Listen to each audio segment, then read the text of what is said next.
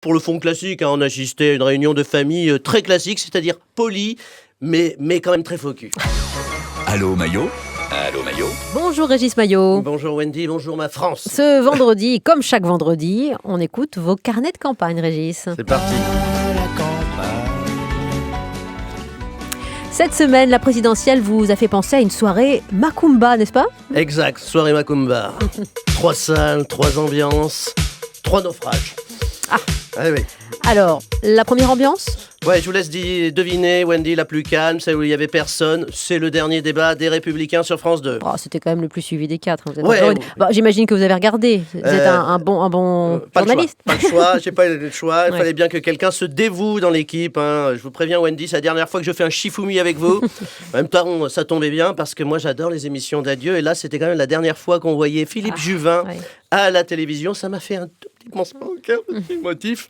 Alors, pour le fond classique, on assistait à une réunion de famille très classique, c'est-à-dire polie, mais quand même très faux cul. Deuxième ambiance, Oui. plus agitée. Éric Zemmour qui annonce sa candidature via une vidéo postée sur YouTube. Ah ouais, elle est comme ça, Ricky, tourné vers l'avenir. YouTube, il est toujours à la pointe de l'innovation. C'est un gars de son époque, le Z. C'est le candidat Netflix, c'est le candidat des Jones. Même s'il regarde peu dans les yeux. J'imagine que vous avez regardé, vous, avec attention, cette vidéo qui fait tant parler. Depuis. Pas le choix.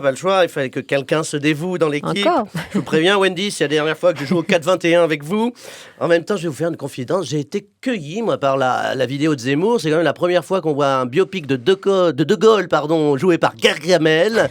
Question Céno, c'était merveilleux. Le micro du général et le discours du maréchal.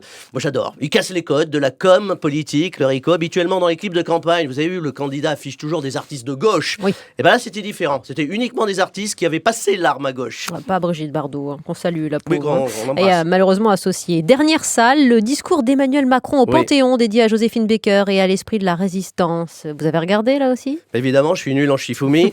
Non, en tout cas, je voulais remercier France Télévisions, TF1, BFM et les autres de consacrer autant d'heures d'antenne à la promotion personnelle d'Emmanuel Macron.